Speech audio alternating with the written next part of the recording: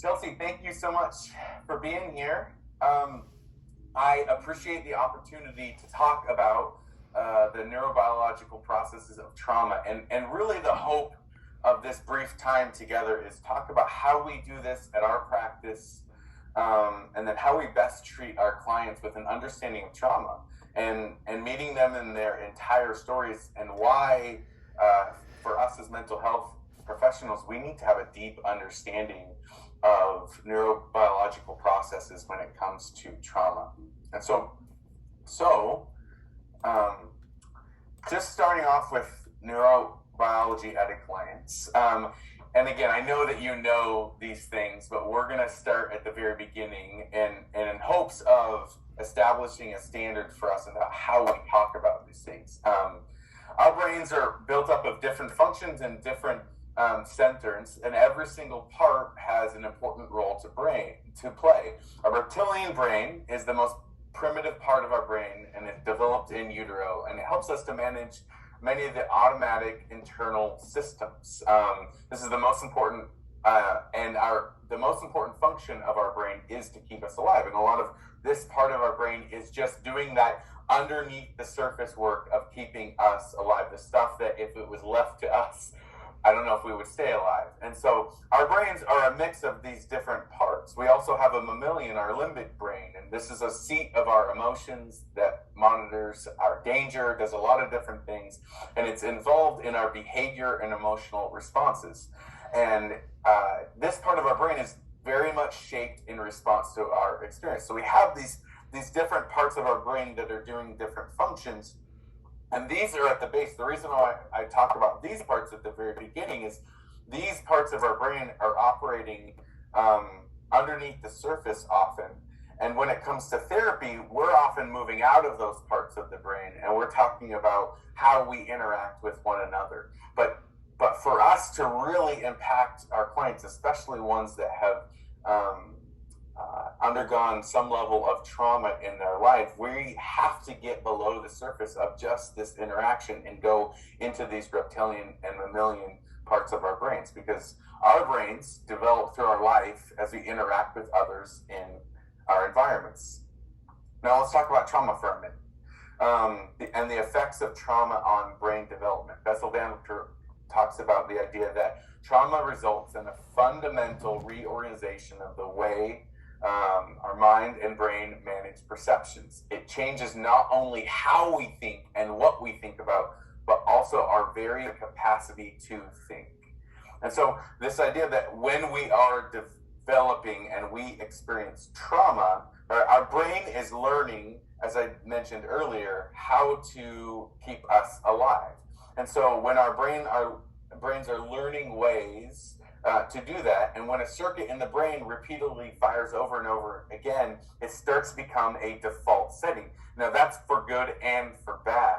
So for instance, if a baby feels safe and loved, their brain becomes specialized in exploration, play, and cooperation. However, if a client has been frightened, unwanted, or neglected as a child, their brain specializes in managing feelings of fear and abandonment. So our brains, as they are developing, they're becoming specialized in certain things. And when trauma comes into the story, oftentimes they're being specialized in areas that do not allow them to function well in their lives. And we have to make sure that the way that we treat our clients recognizes this, so that we are not just treating above the surface things, but we are able to see them in their entire story.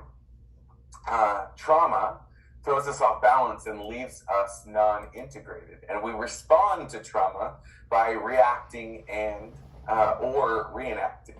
Oftentimes we react to trauma by living in opposition to what we experience, or we reenact trauma. We rehearse and recycle history, often in a compulsive way, in an effort to gain mastery. So the idea is that we would move towards effective trauma treatment.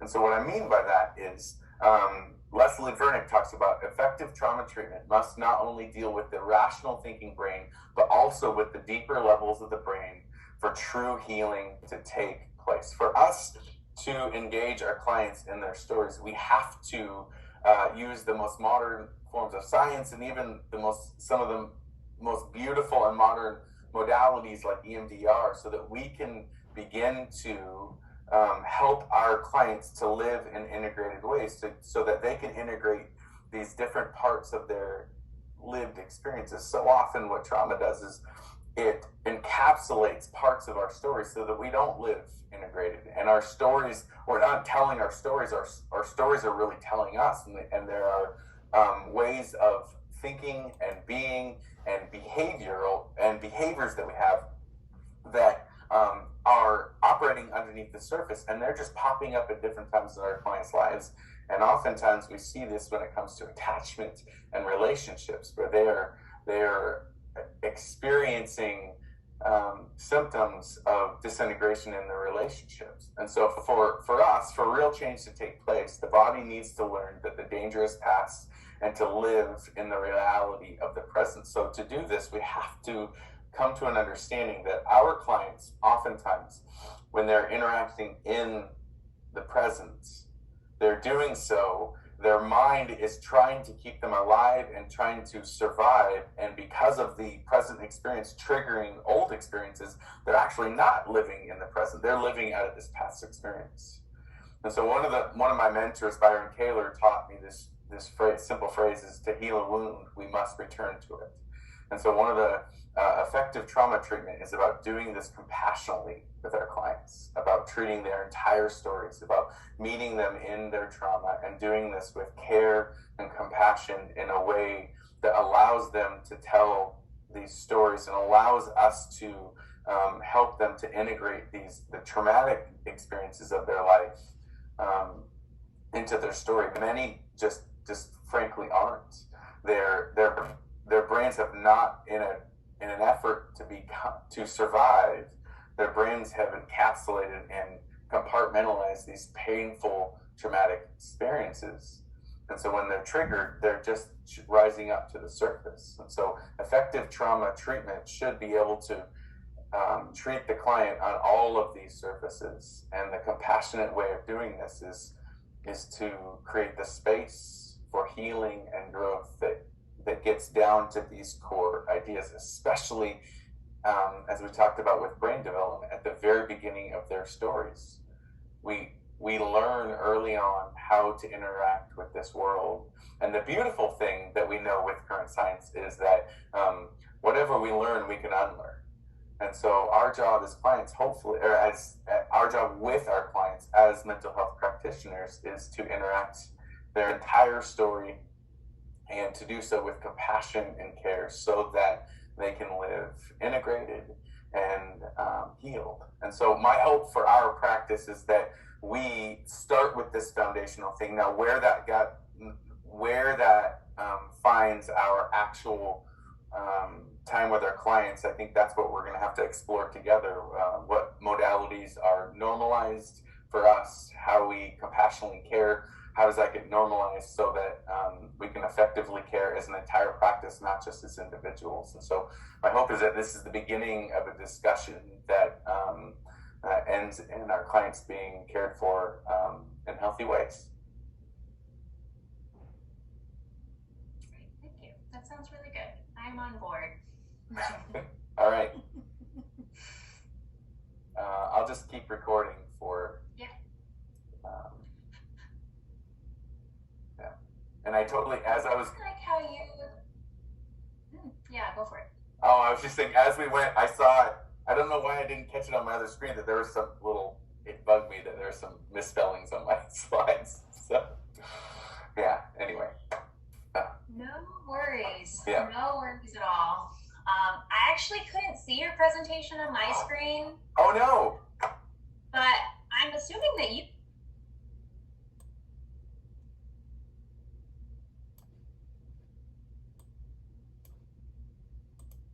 Get some feedback and I'll send this over. I apologize. We thought we were doing it right, or I thought I was doing it right. So anyway, why don't you do feedback and we'll be, yeah. Sure. Yeah, so I really like how you approached neurobiology from a standpoint, I think that sometimes it can be easy to kind of get like lost in the science of it, but you've always brought it back to what this means for the person in front of you and what this means for them, which I thought was really helpful. I especially liked the emphasis on client stories and how the brain does encapsulate and hide certain parts of the story from the client, and so it does become very like non-linear and disorganized and kind of chaotic, even as like one tries to think about their own life. It's like you're just jumping around and the brain is all jumping around, and it's very chaotic. And so I thought like your emphasis on making sure that we can like uncover those parts of the story for the client really help to create that like chronological narrative, which I found to be extremely helpful in this doing a logical to kind of like help the brain to fill in those gaps. And so I feel like your foundation would be one where a lot of things could like layer on top actually. So yeah, I liked the way that you kind of conceptualized everything. Thank you.